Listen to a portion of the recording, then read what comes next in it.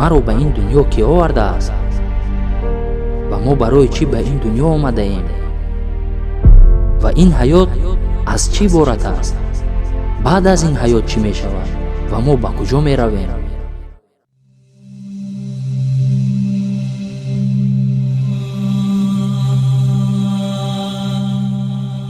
маълум аст ки инсон дар ин дунё бо ихтиёри худ намеояд.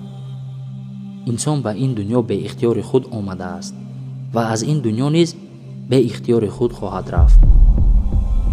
моро ба ин дунё овардагӣ зот аз мо напурсидааст ва аз ин дунё рафтанамон низ айнан ҳамин тавр хоҳад шуд. ҳеҷ кас аз мо намепурсад. мо дар муқобили он оҷиз ҳастем.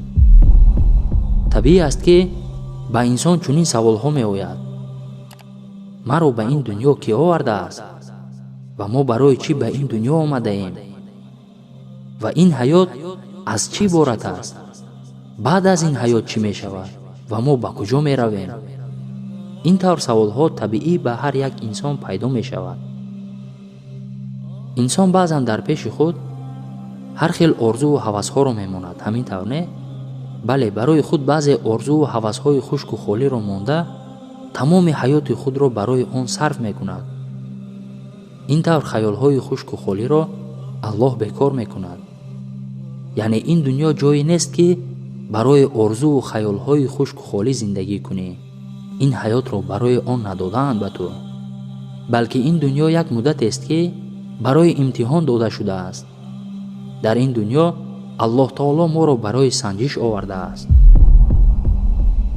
ҳар як инсон вақте ки ба балоғат мерасад бо ақли расои худ, санҷиши он оғоз мешавад.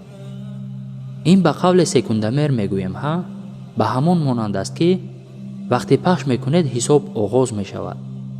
яъне ҳаёти як инсон агар 70 сол бошад, аз 70 нигоҳ карда ба қафо оғоз мешавад ва чӣ тавре ки секундамер ба 00 мерасад, инсон охирин нафасашро мебарорад, вақт тамом мешавад.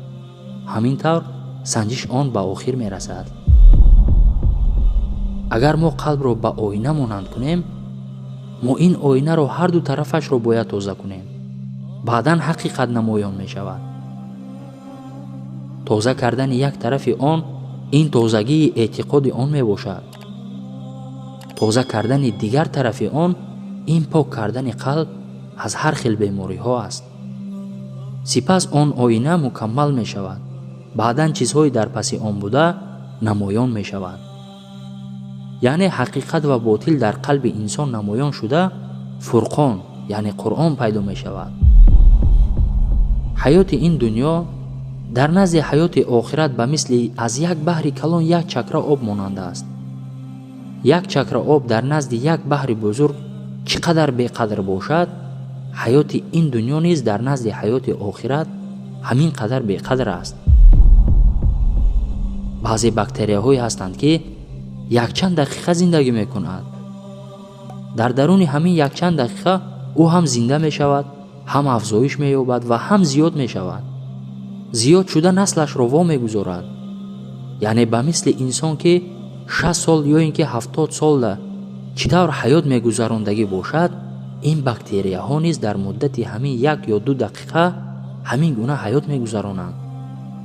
ҳаёти ҳамин 1 ё 2 дақиқа барои онҳо муддати дароз мебошад.